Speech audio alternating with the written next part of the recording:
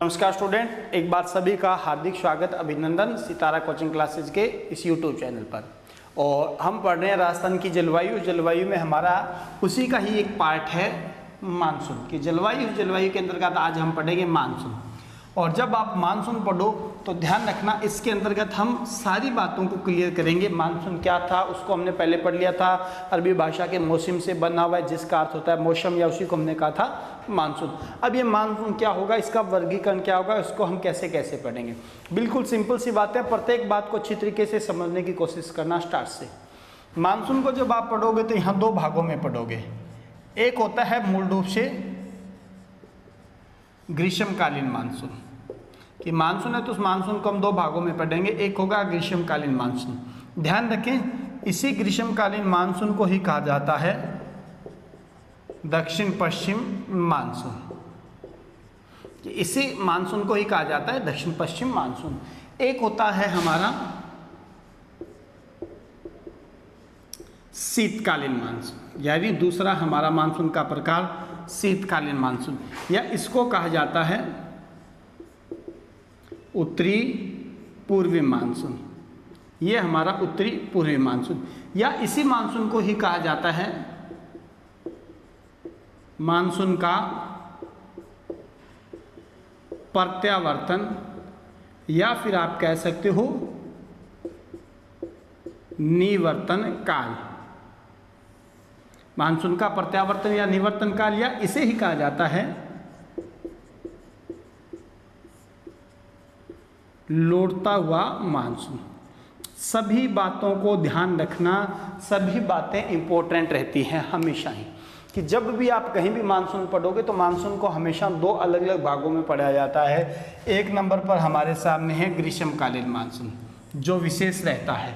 इसी ग्रीष्मकालीन मानसून को ही कहा जाता है, यही कहलाता है दक्षिण पश्चिम मानसून। दूसरा होता है हमारा शीतकालीन, क्योंकि ग्रीष्मकालीन उसके बिल्कुल अपवाद विपरीत हम कहें तो हमारे पास शीतकालीन मानसून।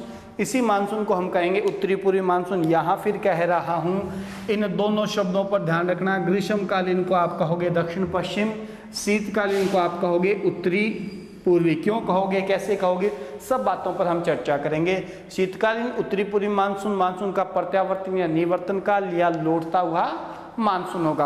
और इन्हीं मानसून के आधार पर ही हम पढ़ेंगे राजस्थान के अंतर्गत जो भी जिस भी क्षेत्र विशेष में जब भी वर्षा होगी, कैसी होगी, किसकी मात्रा होगी, उन सब बातों पर हम चर्चा करेंगे। अब इसको हम समझने की कोशिश करेंगे ये होता कैसे है, या इसमें जो बनने वाली दशाएं हैं वो दशाएं कैसे बनेगी, क्योंकि हमें यहाँ थ्योरी से भी ज़्यादा महत्वपूर्ण है इन बातों को मैप के माध्यम से पढ़ना है। कि थ्योरी से भी ज़्यादा महत्वपूर्ण है मैप के माध्यम से इन बातों को हम पढ़ें, ताकि सारी बातें हमें क्लियर हो सकें। इसके लिए हम क्या करेंगे, सभी कंडीशन, कुछ बातें आपकी पहले पढ़ी हुई है, उन पढ़ी हुई बातों को ही हम यहाँ रिवीजन में ले रहे हैं। कि आपने कई सारी बातें उन बातों को पढ़ा हुआ है, और इन्हीं पढ़ी हुई बातों को हम यहाँ रिवीजन में ले रहे हैं, और वही बातें हमारे यहाँ आएंगी। और जैसे इनको हम समझेंगे तो सारा टॉपिक आसानी से क्लियर हो जाएगा। इसमें हमने ये प्रदर्शित किया था 0 डिग्री भूमध्य रेखा। इसके बाद हमने यहाँ प्रदर्शित किया था 23.5 डिग्री N, या इसको हमने कहा था कर्क रेखा। इनका लाइनों का यहाँ विशेष महत्व है, इन्हीं के आधार पर ही यहाँ ये सारी प्रक्रियाएं होती हैं। और ये है हमारे पास मकर रेखा। अब कंडीशन क्या बनेगी, कैसे बनेगी वो देखिए। हम मान के चलते हैं कि भारत की स्थिति, हमें राजस्थान पढ़ना है, किंतु राजस्थान से भी साथ साथ ध्यान रखने, इसमें हम भारत को भी कुछ थोड़ा सा शामिल कर रहे हैं, तो भारत का भी इसमें वर्गीकरण आएगा, या कहीं ना कहीं नाम जरूर आएगा। ये भारत आ गया। अब क्या कंडीशन होती है, पढ़ी हुई बातें हैं। हमने पढ़ा था इस कर्क रेखा के ऊपर क्या होगा, सूर्य स्थित होता है। और जब सूर्य यहाँ कर्क रेखा पर स्थित होता है तो हमने शायद पढ़ा था कब होता है, 21 जून को, कि सूर्य जो होता है वो भूमध्य रेखा पर होता है। तो हमने पढ़ा था 21 मार्च को, मार्च के महीने में सूर्य भूमध्य रेखा पर। उसके बाद जाकर और यहाँ पर अप्रैल, मई और जून के महीने में सूर्य आ जाएगा, तो कहाँ जाएगा, कर्क रेखा पर। और जब सूर्य की स्थिति यहाँ कर्क रेखा पर होती है तो उस कंडीशन को हमने कहा था वो होता है हमारा उत्तरायण, सूर्य का उत्तरी गोलार्ध में स्थित होना। और जब सूर्य यहाँ कर्क रेखा पर होगा तो हमने पढ़ा हुआ है कर्क रेखा भारत में से होकर गुजरती है, राजस्थान में से भी होकर गुजरती है, जिस भी भाग से, जिस भी हिस्से से। तो जहाँ पर सूर्य की स्थिति होगी, इस स्थिति के आधार पर यहाँ क्या हो जाएगी, ग्रीष्म ऋतु होगी। और जब ग्रीष्म ऋतु होगी तो इन भागों पर यहाँ क्या हो जाएगा, क्या होगा, तापमान अधिक होगा, तो वायुदाब क्या हो जाएगा, अपने आप कम होगा। प्रत्येक बात को, प्रत्येक लाइन को यहाँ समझने की कोशिश करें भाई, क्योंकि इन्हीं बातों को लेकर ही हम सारा का सारा टॉपिक है उसको क्लियर करेंगे। दोबारा रिपीट करवा देता हूँ। हमने कहा है हमारे सामने 0 डिग्री है, भूमध्य रेखा है। यहाँ कर्क रेखा 23.5 डिग्री है, 23.5 डिग्री है मकर रेखा।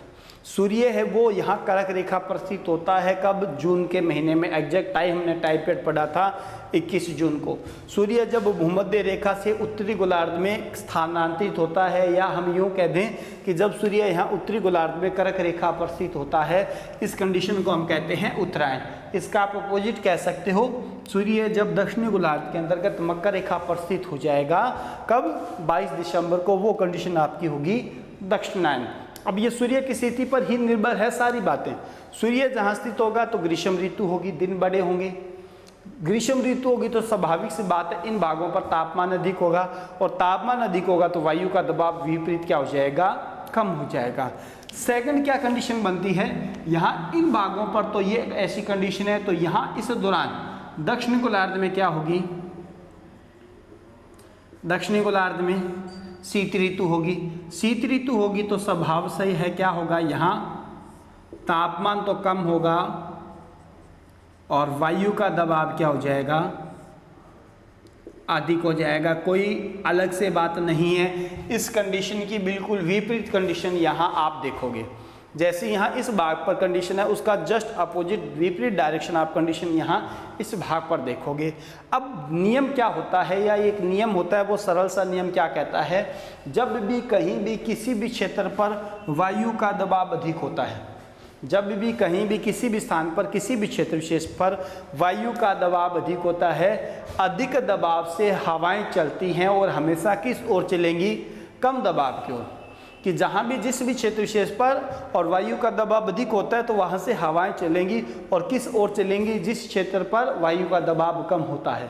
अब यहाँ हवाएं तो चलेगी, हमने कह दिया, किंतु वो कौन सी होगी, कैसी होगी, ये लाइनें यहाँ इंपॉर्टेंट है। थोड़ी देर बाद हम जब चर्चा करेंगे ना मानसून को, पूरा प्रक्रिया उसको जब समझेंगे, तब ये लाइनें आपके समझ में वहाँ और क्लियर हो जाएगी। हमने क्या पढ़ा था आपको, मैंने पिछली क्लास में बताया था, यहाँ इन भागों पर, यानी इस 0 से लेकर और ये कर्क रेखा वाला क्षेत्र विशेष है, इन भागों पर हवा चलती है। ये उत्तरी गोलार्ध की थी, ऐसे ही हवा चलती है तो कहाँ है, दक्षिणी गोलार्ध में। यानी यहाँ पर दोनों गोलार्धों के अंतर्गत और भूमध्य रेखा के निकटवर्ती भागों पर हवाएं चलती हैं, और ये जो हवाएं होती हैं दोनों भागों पर, यानी उत्तरी और दक्षिणी गोलार्ध में जब दोनों क्षेत्रों पर चलती हैं, तो इन्हीं दोनों को ही एक ही नाम से जाना जाता है, जिन्हें हमने पढ़ा था व्यापारिक पवनें, जिन्हें हमने पढ़ा था व्यापारिक पवनें। अब ये व्यापारिक पवनें चलेंगी, ध्यान क्या रखना है, कैसे चलेगा, लाइनों को ध्यान से सुनना। जब सूर्य उत्तरी गोलार्ध में कर्क रेखा पर स्थित होगा, इस दौरान इन भागों पर तापमान अधिक हो जाएगा, वायु का दबाव कम हो जाएगा, या हम यूँ कह दें, यहाँ है हमारे पास अरब सागर, यहाँ पर है हमारे पास बंगाल की खाड़ी, और यहाँ पर है हमारे पास हिंद महासागर। तो इस दौरान क्या होता है, जब उन भागों पर वायु का दबाव कम है, तो यहाँ इस समय क्या होगा, ये जो दक्षिणी गोलार्ध की, ये है 0 डिग्री से नीचे वाली, ये जो दक्षिणी गोलार्ध की व्यापारिक हवाएं हैं, ये भूमध्य रेखा तक आएंगी। भूमध्य रेखा तक आएगी, यहाँ तक आ गई, क्योंकि यहाँ इनके दक्षिणी भागों में हवा का दबाव ज़्यादा हो गया, तो ये अब और आगे बढ़ेंगी। जैसे ही भूमध्य रेखा पर आएंगी, भूमध्य रेखा को टच करेंगी, और जैसे ही उत्तरी गोलार्ध में प्रवेश करेंगी, उत्तरी गोलार्ध में प्रवेश करते ही ये हवाएं हैं, ये हवाएं क्या हो जाएंगी, मुड़ जाएंगी, और मुड़ने की दिशा क्या होगी इनकी, दाईं ओर। लाइनों को रिपीट कर रहा हूं, जब आप पढ़ो तो ध्यान से समझना कि जब सूर्य यहाँ उत्तरी गोलार्ध में है तो इस समय यहाँ वायु का दबाव कम हो चुका है और इस दौरान दक्षिणी गोलार्ध में वायु का दबाव अधिक है और अधिक दबाव से दक्षिणी गोलार्ध की, केवल मैं बोल रहा हूँ, दक्षिणी गोलार्ध की व्यापारिक हवाएं भूमध्य रेखा को पार करती हैं, तो पार करते ही और ये हवाएं हमेशा ही किस ओर मुड़ेंगी, दाईं ओर। ये हवाएं हैं क्या हो जाएंगी, दाईं ओर मुड़ेंगी। और ये बातें हमने पढ़ी है क्योंकि यहाँ पर हमारा नियम काम करता है फेरल का, कि फेरल का नियम कहता है उत्तरी गोलार्ध में चलने वाली, अब ये हवाएं तो दक्षिणी गोलार्ध की है किंतु ये अब कहाँ आ चुकी है, उत्तरी गोलार्ध में आ चुकी है, भूमध्य रेखा को ये पार कर चुकी हैं, तो इनकी एंट्री उत्तरी गोलार्ध में है। तो उत्तरी गोलार्ध में चलने वाली हवाएं हमेशा ही, हमने पढ़ा है फेरल के नियम के हिसाब से, हमेशा ही अपने दाईं ओर मुड़ती है। और जैसे ही वो दाईं ओर मुड़ती है, लास्ट के अंतर्गत अगर वो कोई सर्किल बनाएंगे तो वो सर्किल हमेशा कैसा होता है, क्लॉकवाइज होता है, घड़ी की सुई की दिशा के समान होता है। और अगर फेरल का नियम ये कहता है दक्षिणी गोलार्ध में चलने वाली कोई भी हवाएं हो, कोई सी भी, चाहे वो व्यापारिक हो, चाहे वो पश्चिम हो, चाहे वो ध्रुवीय, अगर वो दक्षिणी गोलार्ध में ही चलती हैं तो वो हवाएं हमेशा ही अपने बाईं ओर मुड़ेंगी। तो रिवीजन के तौर पर कह दूं, इस समय दक्षिण गोलार्ध की व्यापारिक हवाएं भूमध्य रेखा को पार करके पहले तो हम कहेंगे ये क्या होगी, दाईं ओर मुड़ेंगी, बिल्कुल सीधी नहीं चलेंगी। और जैसे ये दाईं ओर मुड़ती है तब ये कहाँ से चलेंगी, यहाँ कंडीशन क्या बनती है, अब ये चलती है हिंद महासागर, अरब सागर, बंगाल की खाड़ी, तीनों को ले सकते हो या एक ही ले सकते हो, हिंद महासागर। इस समय हवाएं जो चलेंगी वो हवाओं की चलने की दिशा कैसी है, तो ध्यान रखना वो हवाएं चलती हैं जल से स्थल की ओर। इस समय चलने वाली जो हवाएं हैं उन हवाओं की दिशा, यानी वो किस स्थान से किस स्थान की ओर चल रही हैं, तो वो जलीय भागों से स्थलीय भागों की ओर चल रही है। क्यों चल रही हैं, क्योंकि इस समय ग्रीष्म ऋतु की वजह से स्थलीय भागों पर तापमान ज़्यादा से ज़्यादा मिलेगा, तापमान जितना ज़्यादा होगा वायु का दबाव उतना कम होगा। और यहाँ इस समय हिंद महासागर पर, अरब सागर पर, बंगाल की खाड़ी के क्षेत्र पर तापमान का प्रभाव कम है और तापमान का प्रभाव कम होते ही वायु का दबाव बढ़ जाएगा। अब आप क्या कहोगे, हवा का दबाव हिंद महासागर जलीय भागों पर ज़्यादा है तो इस समय हवाएं जल से और स्थल की ओर चलेंगी।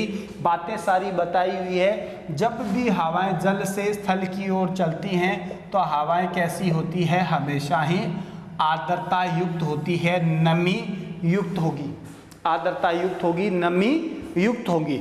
अब ये हवाएं जो चलेंगी इनके चलने की दिशा इस समय कैसी होती है, तो ये जब चलती हैं तो इनके चलने की दिशा होती है दक्षिण पश्चिम से उत्तर पूर्व की ओर, इनके चलने की दिशा होती है, तो ये चलते हैं दक्षिण पश्चिम से उत्तर पूर्व की ओर। इसी वजह से इसे हम कहते हैं, ये क्या होता है, ग्रीष्मकालीन जो मानसून होता है वो मानसून होता है दक्षिण पश्चिम मानसून, उसको हम केवल दक्षिण पश्चिम मानसून ही कहते हैं, उसको उत्तरी पूर्वी मानसून नहीं कहते। क्यों, क्योंकि इस समय यहाँ आने वाली आर्द्रता युक्त हवाएं जो होती हैं उन हवाओं की दिशा कैसी है, दक्षिण पश्चिम दिशा से चल रही हैं और वो किस ओर चलती हैं, उत्तर पूर्व की ओर। तो ये जो फर्स्ट कंडीशन बनती है वो आपके इस मैप के अंतर्गत आपको दिखाई देती हैं। अब इन बातों को ही हम भारत के मैप के हिसाब से पढ़ेंगे और उसके अंतर्गत ही हम सारा का सारा मैटर उसको क्लियर करेंगे कि भारत के अंतर्गत मानसून की प्रक्रिया क्या रहेगी। उसको पूरा नहीं करवाऊंगा, उसको केवल थोड़ा सा पढ़ेंगे जितनी हमें यहाँ राजस्थान के हिसाब से ज़रूरत है,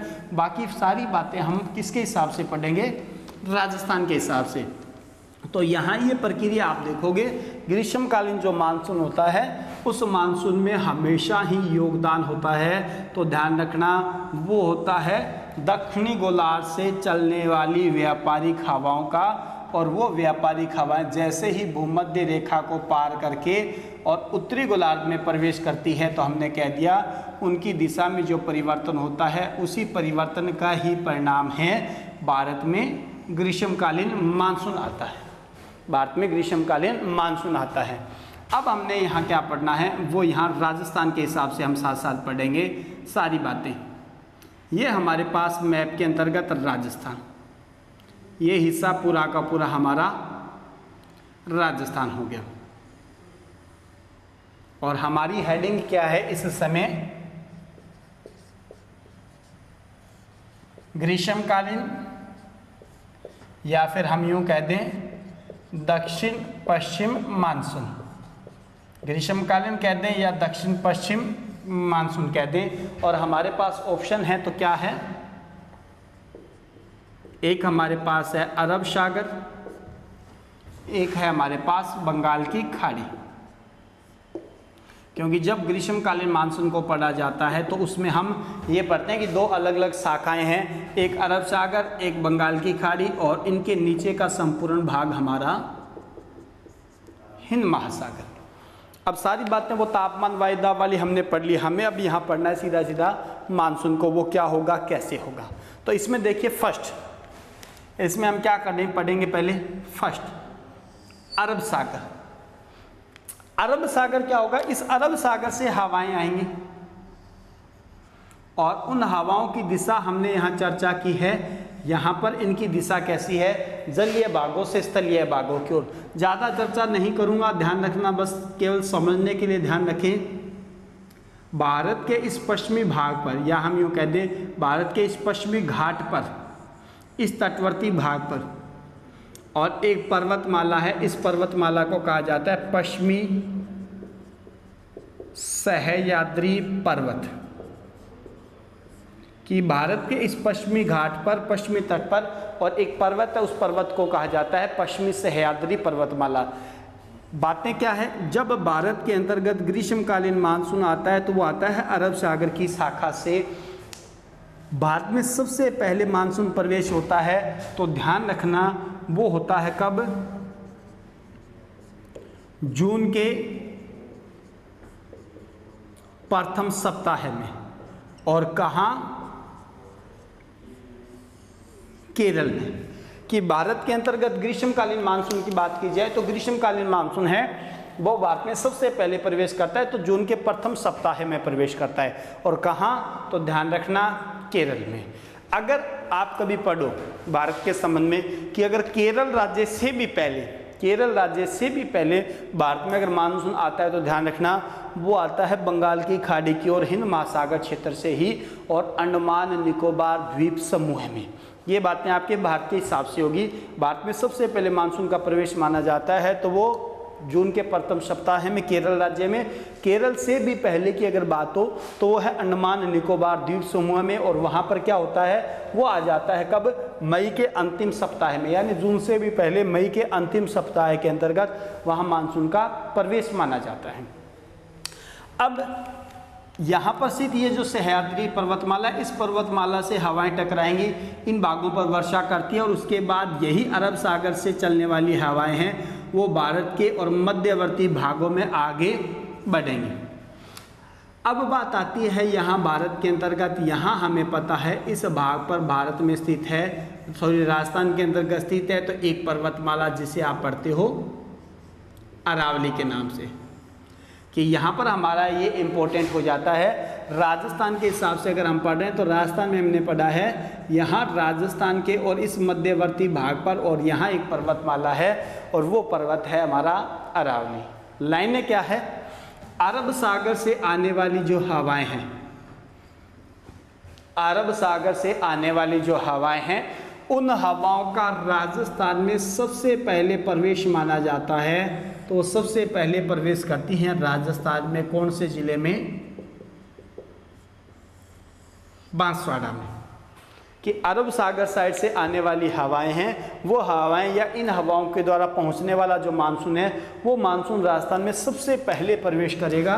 तो सबसे पहले प्रवेश होता है बांसवाड़ा जिले में, और इस अरब सागर की शाखा के द्वारा यहाँ पर राजस्थान में सर्वाधिक अगर वर्षा होती है इस शाखा के द्वारा तो वो होती है कहाँ, माउंट आबू क्षेत्र में, यानी सिरोही में। क्योंकि यहाँ पर ये हवाएं हैं और इन हवाओं को यहाँ बीच में रोकने का काम कर रहा है, तो यहाँ माउंट आबू गुरु शिखर क्षेत्र विशेष है। किंतु जब आप थ्योरी में बातें पढ़ते हो तब ये पढ़ा जाता है कि अरब सागर से आने वाली हवाएं हैं वो हवाएं राजस्थान में औसत रूप से अधिकतम वर्षा नहीं कर पाती। क्यों? क्योंकि यहाँ पर स्थित अरावली पर्वतमाला की स्थिति, उसका विस्तार, उसकी दिशा वो अरब सागर की शाखा के समानांतर है। इस वजह से ये अरब सागर की शाखा यहाँ राजस्थान में ज़्यादा मात्रा में वर्षा नहीं करती और इन अरावली पर्वतमाला की और जो दिशा है उस दिशा के समानांतर धीरे धीरे और आगे की ओर निकल जाती है। इन बातों को सबको एक बार रिपीट कर रहे हैं, क्योंकि बीच बीच में कई बातें फिर आपके दिक्कत करेंगी बाद में। तो इनको अभी जो हम पढ़ रहा है उसको हम इतना सा रिपीट करते हैं, उसके बाद सेकंड पार्ट पर चल रहे हैं। हमने यहाँ नोट किया है कि ग्रीष्मकालीन या ग्रीष्मकालीन को हमने कहा है दक्षिण पश्चिम मानसून। इस मानसून की मैंने आपको कंडीशन बताई दी कि इस समय में सूर्य यहाँ स्थित होगा, इस वजह से तापमान अधिक होगा, वायु का दबाव कम होगा। इसके विपरीत दक्षिणी भाग पर हिंद महासागर दक्षिणी गोलार्ध के अंतर्गत तापमान कम हो जाएगा, वायु का दबाव अधिक होगा, और दक्षिणी गोलार्ध से या हम कह सकते हैं जल से और स्थल की ओर हवाएं चलेंगी। और विशेष था तो लाइन सबसे इंपॉर्टेंट थी, दक्षिणी गोलार्ध की व्यापारिक हवाएं हैं उत्तरी गोलार्ध में प्रवेश करती हैं, और प्रवेश करते ही वो अपने दाईं ओर मुड़ती है। मुड़ने के दौरान उसकी दिशा में जो परिवर्तन होता है उसी परिवर्तन का परिणाम है ग्रीष्मकालीन मानसून आता है। कैसा? दक्षिण पश्चिम से उत्तर पूरब की ओर। अब इसी मानसून के ही हमने ग्रीष्मकालीन मानसून को हमने कहा दो अलग अलग भागों में पढ़ते हैं, एक अरब सागर की शाखा और एक है बंगाल की खाड़ी की शाखा। जब अरब सागर की शाखा की बात आती है तो हमने कहा है इस शाखा के द्वारा यहाँ भारत में सबसे पहले मानसून का प्रवेश होता है, तो केरल राज्य में जून के प्रथम सप्ताह में। इससे केरल राज्य से भी पहले अगर आप कहीं पढ़ते हो भारत में मानसून का प्रवेश, तो वो हमने कहा है अंडमान निकोबार द्वीप समूह के अंतर्गत और मई के अंतिम सप्ताह में।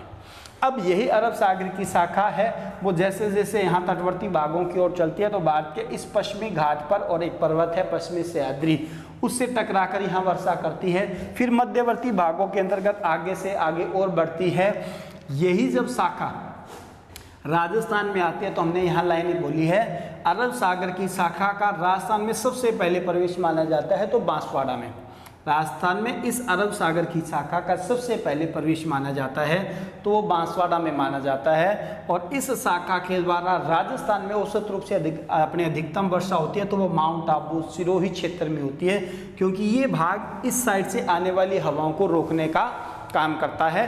बाकी संपूर्ण राजस्थान में ज़्यादा मात्रा में वर्षा नहीं हो पाती इस शाखा से, क्योंकि अरब सागर की शाखा की दिशा है वो अरावली के समानांतर है। इस वजह से ये हवाएं कम वर्षा करते हुए आगे की ओर निकल जाती हैं। अब इसके बीच में आपको एक बात और बता देता हूँ, जब भारत के इस पश्चिमी घाट पर, इस भाग पर जिसकी हमने बात की है, ये लाइनें हमने पढ़ी भी हैं पहले भी, उनको रिवीजन के तौर पे हम ले रहे हैं कि जब अरब सागर से आने वाली हवाएं और इस सह्याद्री पर्वतमाला से टकराती हैं, मैंने बताया हुआ है पवन मुखी पवन विमुखी भाग, तो इस भाग पर, इस सामने वाले भाग पर, यहाँ पर तो इन हवाओं के द्वारा वर्षा होती है अच्छी, जिसको हमने कहा था पवन मुखी भाग। ये हवाएं जब विपरीत साइड में चली जाती है, इस साइड में विपरीत भागों पर, तो इन विपरीत भागों पर जब हवाएं तो जाएंगी, किंतु हवाओं में आर्द्रता की मात्रा क्या होती है? कम होती है। और हमने ये पढ़ा है कम आर्द्रता युक्त हवाएं जब जहां जिन भागों पर प्रवेश करती हैं उन भागों को हमने कहा था वृष्टि छाया क्षेत्र, कि ऐसे स्थान विशेष जिन क्षेत्रों के अंतर्गत औसत रूप से कम वर्षा प्राप्त होती है, या हम यूँ कह दें पर्वतों के पवन विमुखी भागों के ऊपर विपरीत क्षेत्रों पर जो भाग वर्षा से वंचित रहते हैं या कम वर्षा प्राप्त करते हैं, उन क्षेत्रों को हमने कहा था वृष्टि छाया क्षेत्र। अब आते हैं हम यहाँ बंगाल की खाड़ी की ओर से। बंगाल की खाड़ी की बात है तो इसको आपने ज़्यादा डिटेल से नहीं पढ़ेंगे, बस इतनी ही पढ़ेंगे जितनी अभी वर्तमान में हमारी यहाँ ज़रूरत है, उस ज़रूरत के हिसाब से हम पढ़ने जा रहे हैं। यहाँ पर क्या होगा, बंगाल की खाड़ी की ओर से चलने वाली जो हवाएं हैं वो हवाएं क्या करेंगी, भारत के अंतर्गत, ये भारत हो गया और यहाँ हमारे पास पड़ोसी देश है म्यांमार, और इन दोनों देशों की सीमा पर एक पर्वत है, इस पर्वत को कहा जाता है अराकान योमा। अराकान योमा, कि भारत और म्यांमार दोनों देशों की सीमा पर और एक पर्वत है, उस पर्वत को कहा जाता है अराकान योमा। बंगाल की खाड़ी की ओर से चलने वाली हवाएं, वो हवाएं क्या है, इस अराकान योमा पर्वत के सहारे सहारे और भारत में प्रवेश करती है। क्यों? क्योंकि इस समय हम क्या कह रहे हैं कि यहाँ पर चलने वाली जो हवाएं हैं उन हवाओं की दिशा कैसी है, दक्षिण पश्चिम। अब ये हवाएं क्या करती हैं, और यहाँ भारत में आकर और एक राज्य जिससे आप परिचित हो, मेघालय,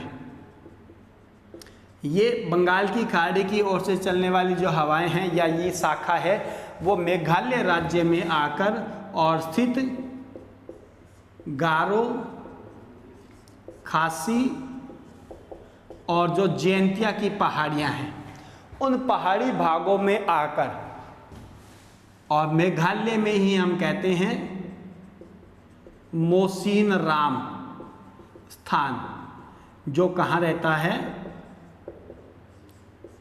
चेरापूंजी के निकट। लाइनें क्या है, ग्रीष्मकालीन मानसून के दौरान बंगाल की खाड़ी की शाखा भारत और म्यांमार दोनों देशों की सीमा पर स्थित अराकान योमा जो पर्वत है, इस पर्वत के सहारे सहारे यहाँ भारत में प्रवेश करती है। अब यही शाखा भारत में मेघालय राज्य में आकर और जहाँ स्थित गारो, खासी, जयंतिया की पहाड़ियाँ हैं उन पहाड़ियों के मध्य में स्थित वहाँ पर चेरापूंजी के निकट मोसिनराम नामक स्थान पर आकर और एक ही जगह रुककर लगातार वर्षा करती रहती है, जिस वजह से हम कहते हैं पूरे भारत ही नहीं पूरे विश्व में सर्वाधिक वर्षा वाला स्थान है। तो उन सर्वाधिक वर्षा वाले स्थानों में प्रथम स्थान माना जाता है मोसिनराम को। अब ये इतना महत्वपूर्ण नहीं है जितना ये है कि ऐसी क्या वजह है कि जिस वजह से या क्या कारण है जिस कारण की वजह से इस एक ही जगह पर लगातार वर्षा होती है। कारण है यहाँ स्थित पहाड़ियाँ, इन पहाड़ियों की आकृति का कीपाकार होना, यानी ये जो पहाड़ियाँ हैं इन पहाड़ियों की आकृति कुछ कीप के समान है, आप कह सकते हो कुछ ऐसी।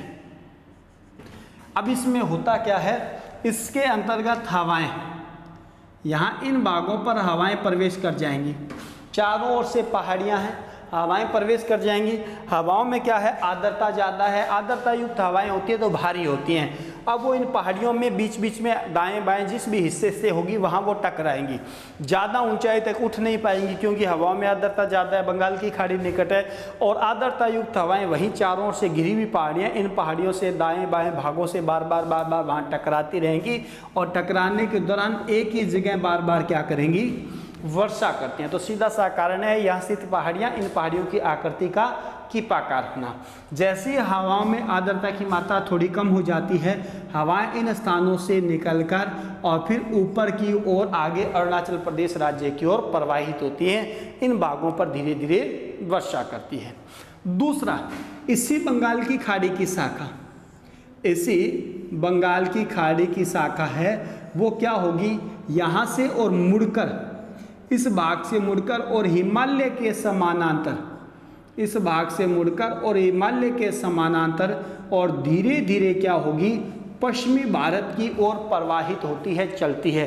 ये आपका एक विशेष यहाँ पर बिंदु बन जाता है कि बंगाल की खाड़ी की शाखा है वो मूल रूप से तो यहाँ उत्तर पूर्व दिशा की ओर चलेगी, किंतु यहीं पर इसी शाखा का विभाजन हो गया, एक शाखा तो ऊपर चलेगी, दूसरी शाखा, एक तो आप कारण पढ़ते होंगे कहीं पर आपको मिलेगा किताबों में ज़्यादातर कि हिमालय के समानांतर और पश्चिमी भारत की ओर चलेगी या उत्तर विशाल मैदान की ओर चलेगी या राजस्थान की ओर चलती है।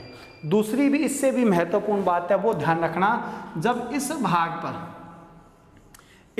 पर इन हवाओं के द्वारा या इस शाखा के द्वारा जब वर्षा ज़्यादा हो जाती है, जब वर्षा ज़्यादा हो जाएगी तो तापमान क्या हो जाएगा, कम हो जाएगा, और तापमान कम हो जाएगा तो वायु का दबाव क्या हो जाएगा, यहाँ अधिक हो जाएगा। ये इसका मूल कारण हो जाता है इस हवा की दिशा में, इस शाखा की दिशा में परिवर्तन का, कि जब यहाँ पर लगातार वर्षा हो रही है तो वर्षा से यहाँ तापमान कम हो गया, वायु का दबाव बढ़ गया।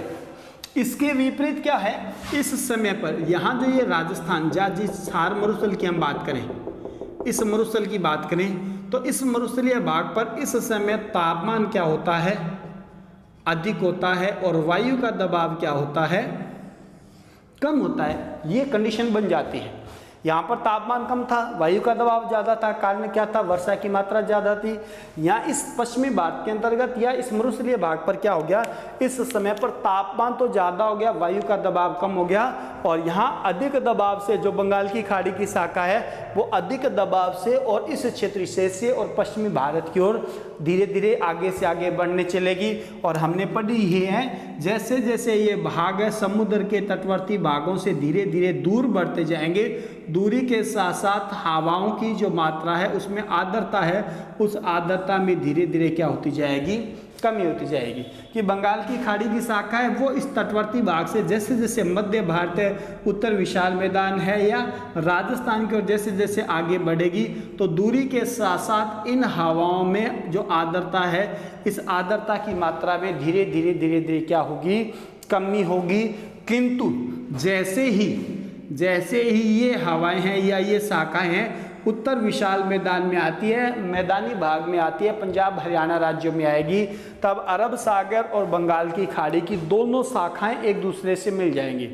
दोनों शाखाएं क्या हो जाएंगी, एक दूसरे से मिल जाएंगी। और मिलने के बाद इस समय जो चलने वाली बंगाल की खाड़ी की ओर से शाखा है, उस शाखा में आर्द्रता की मात्रा में वृद्धि हो जाती है। उससे यहाँ जो कमी थी उस कमी में यहाँ पूर्ति हो गई इस शाखा से। अब क्वेश्चन क्या बनेगा, बंगाल की खाड़ी की शाखा है, उस शाखा का, बंगाल की खाड़ी की शाखा है, उस शाखा का राजस्थान में प्रवेश, उस शाखा का राजस्थान में प्रवेश, तो ध्यान रखना यहाँ आएगा झालावाड़ जिला, यहाँ आएगा झालावाड़ जिला। हमने क्या पढ़ा था, अरब सागर की शाखा राजस्थान में प्रवेश करती है तो कहाँ से, बांसवाड़ा जिले से। अरब सागर की शाखा तो राजस्थान में प्रवेश करती है तो बांसवाड़ा जिले से, किंतु बंगाल की खाड़ी की शाखा की अगर बात होगी तो बंगाल की खाड़ी की शाखा राजस्थान में प्रवेश करेगी तो झालावाड़ से। अब आप क्या देखोगे, ये जो है बंगाल की खाड़ी की शाखा है वो जैसे ही राजस्थान में आएगी तो यहाँ बीचों बीच बिल्कुल क्या है, अरावली है। जैसे ये बंगाल की खाड़ी की शाखा राजस्थान में आएगी, इस दौरान आप कह सकते हो राजस्थान में मुख्य रूप से दक्षिण और पूर्वी भागों में तो पर्याप्त मात्रा में यहाँ तो होगी वर्षा, राजस्थान के और इस दक्षिणी और पूर्वी भाग में इन क्षेत्रों में तो वर्षा अच्छी होगी, जबकि ये जो थार मरुस्थल है ये कम वर्षा प्राप्त करेगा। क्यों, क्योंकि बीच में अरावली आ गई, कम आर्द्रता वाली हवाएं अरावली के बिल्कुल विपरीत साइड में जाएंगी, किंतु जाने के दौरान इस दौरान इन हवाओं में आर्द्रता कम हो चुकी होती है और कम आर्द्रता वाली हवाएं जाकर वहां वर्षा करेंगी तो वर्षा की मात्रा भी कम होगी और कम वर्षा वाले क्षेत्रों को आप कह सकते हो तो वो क्या कहलाएंगे, आपके वृष्टि छाया क्षेत्र कहलाएंगे। उन भागों को आप कहोगे तो वो कहलाएंगे आपके वृष्टि छाया क्षेत्र। तो यानी मूल रूप से ये है हमारे पास। अब इसमें अभी हम ये नहीं पढ़ेंगे कि राजस्थान के अंतर्गत मानसून का प्रवेश मुख्य रूप से कब माना जाएगा, या राजस्थान के अंतर्गत वर्षा की मात्रा कितनी होगी, औसत रूप से कितनी होगी, सर्वाधिक वर्षा वाला जिला, सर्वाधिक वर्षा वाला स्थान, न्यूनतम वर्षा वाला जिला, न्यूनतम वर्षा वाला स्थान, या वर्षा के दिनों की औसत संख्या, वो सारी की सारी बातें, उन बातों को हम लास्ट में पढ़ेंगे जब हम तथ्य करेंगे सारे के सारे एक साथ। उस दौरान सभी तथ्यों को हम एक साथ पढ़ेंगे, तब हमारे पास बहुत सारी और भी बातें आएंगी, उन बातों को हम इस जलवायु वाले टॉपिक में ऐड करेंगे। तो पहले तो सबसे मुख्य बात तो है हमारे पास ये ग्रीष्मकालीन मानसून, या इसी मानसून प्रक्रिया के दौरान अगर हम कहें तो ये है हमारे पास यहाँ ग्रीष्मकालीन मानसून की वास्तविक स्थिति, जिस स्थिति के आधार पर, और यहाँ भारत के कुछ भागों की हमने बात की वहाँ पर, या राजस्थान के अंतर्गत जो मानसून का एक प्रकार से प्रवेश माना जाता है, वो प्रवेश की स्थिति क्या होती है। अब इसी मानसून प्रक्रिया के दौरान ही, यानी जो ग्रीष्मकालीन जो मानसून पढ़ रहे हैं उसी मानसून के दौरान ही कुछ छोटी छोटी और बातें हैं, या कुछ हम कह सकते हैं कुछ तथ्य हैं जो आपके सिलेबस में, आपके इस पार्ट के अंतर्गत राजस्थान वाले में कुछ भारत के अलग अलग राज्यों को लेकर और नाम दिए हुए होते हैं। अब वो क्या है उनको देखें, कुछ नाम होंगे, उन नामों के आधार पर उनका सीधा सीधा आप अर्थ निकाल सकते हो, उनकी पहचान कर सकते हो, उनको हम पढ़ेंगे। जैसे एक नाम आता है काल बैशाखी। अब ये राजस्थान में तो नहीं है, किंतु फिर भी कहीं ना कहीं जरूर दिए हुए मिलेंगे आपको। या फिर एक नाम हम कहेंगे तो वो हमारे पास होगा काल बैशाखी, या इसको हम कहें नार्वेस्टर। एक नाम होगा बारदोली छीड़ा, एक नाम होगा मैंगो शावर, एक नाम होगा चेरी ब्लॉसम, और एक नाम होगा लू। यानी जब आप दक्षिण पश्चिमी मानसून या ग्रीष्मकालीन मानसून पढ़ते हो, भारत पढ़ते हो चाहे राजस्थान पढ़ते हो, तो उसके अंतर्गत आपको ये कुछ छोटी छोटी बातें, तथ्य दिए हुए होते हैं। अब नंबर 1 है काल बैशाखी, या इसको कहा जाता है नार्वेस्टर। पहले आप देख लो ये कहाँ है। इस काल बैशाखी का संबंध है पश्चिम बंगाल से। बारदोली छिड़ा है, इसका संबंध है असम से। मैंगो शावर है, इसका संबंध है कर्नाटक, केरल से।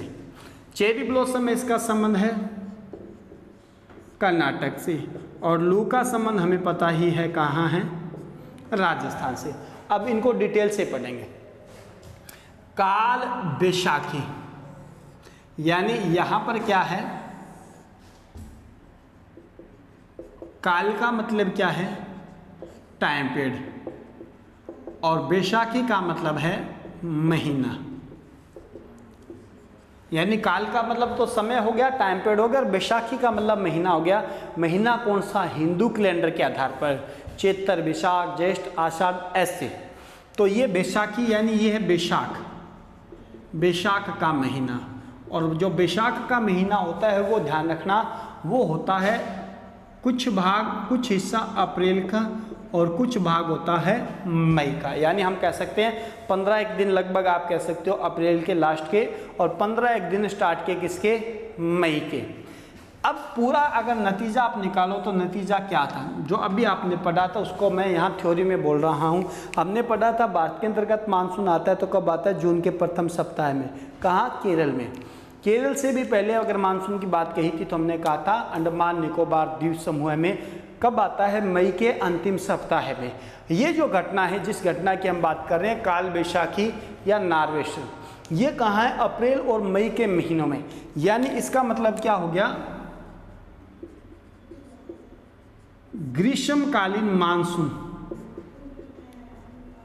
ग्रीष्मकालीन मानसून से पूर्व, क्योंकि मई के लास्ट महीने में आएगा मानसून तो, और ये 15 मई से पहले पहले आ जाते हैं। ग्रीष्मकालीन मानसून से पूर्व होने वाली वर्षा, यानी काल बैशाखी है तो काल बैशाखी का मतलब क्या है, ये ग्रीष्मकालीन मानसून से पूर्व होने वाली एक वर्षा होती है। कहाँ होगी, पश्चिमी बंगाल राज्य में। अब ये वर्षा है तो मानसून से नहीं हो रही, तो ध्यान रखना ये वर्षा होती है तो किसके द्वारा, चक्रवातों के द्वारा।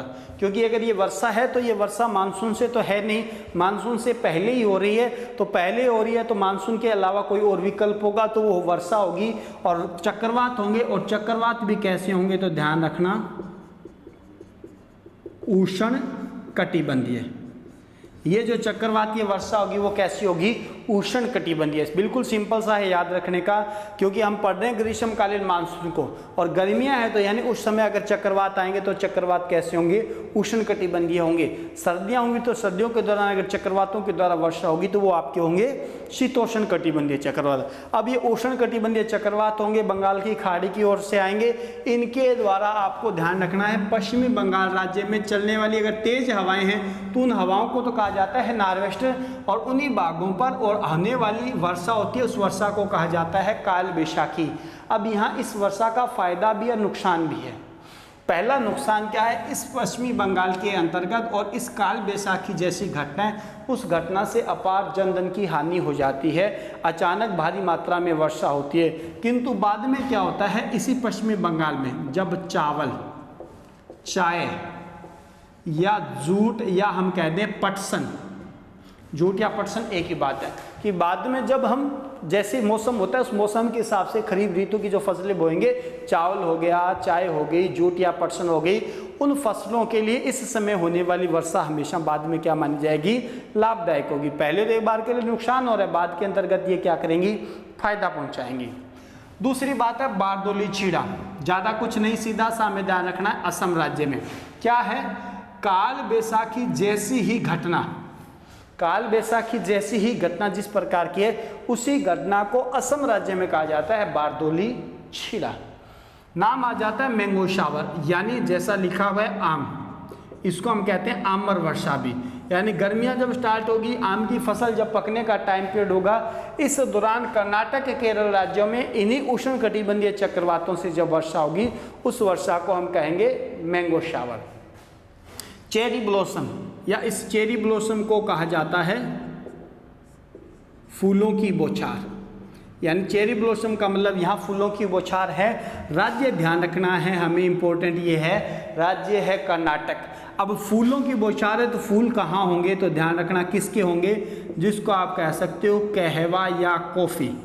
और कहवा कॉफ़ी के उत्पादन के लिए पूरे भारत के अंतर्गत कर्नाटक राज्य का प्रथम स्थान आता है। तब हम कहते हैं यहाँ पर कर्नाटक राज्य में कहवा या कॉफ़ी के फूलों के खिलने के समय उष्णकटिबंधीय चक्रवातों के द्वारा जब वर्षा हो रही है, वो वर्षा है चेरी ब्लॉसम। और इस दौरान जब तक राजस्थान के अंतर्गत मानसून नहीं आता, राजस्थान में जब तक मानसून नहीं आता, तो यहाँ पर कोई चक्रवातों के द्वारा वर्षा का प्रकार है नहीं, क्योंकि तटवर्ती भाग है नहीं, जलीय भाग, अपने सागरीय भाग दूर है। तो इस दौरान यहाँ पर क्या चलेंगे, स्थानीय स्तर पर गर्म हवाएं चलेगी। उन गर्म हवाओं को ही हम कहते हैं, तो वो गर्म हवाएं ही कहलाती है हमारे लिए लू कहलाती हैं। तो ये कुछ शब्द होते हैं जो आपके कहीं भी, चाहे आप राजस्थान पढ़ो या अकेला भारत पढ़ो, उस दौरान आपको ये जरूर मिलते हैं। तो इनका आपको सीधा सीधा अर्थ और किन राज्यों से ये संबंधित हैं, उन राज्यों के बारे में आपको पता होना चाहिए। तो ये ग्रीष्मकालीन मानसून में ही आने वाला एक हिस्सा हो गया। ग्रीष्मकालीन मानसून को हमने पढ़ लिया, किस आधार पर मिलेगा, उसको हम वहाँ राजस्थान भारत के अंतर्गत कैसे, किस रूप के अंतर्गत प्रदर्शित करेंगे, उसको जुड़े हुए, उसके लेकर कई सारे जुड़े हुए उसके तथ्य, उन तथ्यों को हम लास्ट के अंतर्गत पढ़ेंगे। ग्रीष्मकालीन के बाद हम आगे पढ़ेंगे, हमारे पास नेक्स्ट पार्ट होगा शीतकालीन उत्तरी पूर्वी मानसून, उसमें क्या घटना होगी, कैसी होगी, उन पर चर्चा करेंगे। उसके बाद फिर एक शब्द आएगा हमारा जिसको हम कहेंगे पश्चिमी विक्षोभ, या स्थानीय भाषा में जिसको हम कहते हैं मावट, वो क्या होगा, कैसे होगा, उस पर हमारी चर्चा होगी। तो इसको भी आप अच्छी तरीके से देखें, क्योंकि जलवायु का एक पार्ट है, कंटिन्यू टॉपिक चल रहे हैं, उन टॉपिक में ही एक महत्वपूर्ण इंपॉर्टेंट राजस्थान के अंतर्गत जलवायु और जलवायु में मानसून की प्रक्रिया। तो जल्द ही मिलते हैं नेक्स्ट क्लास में।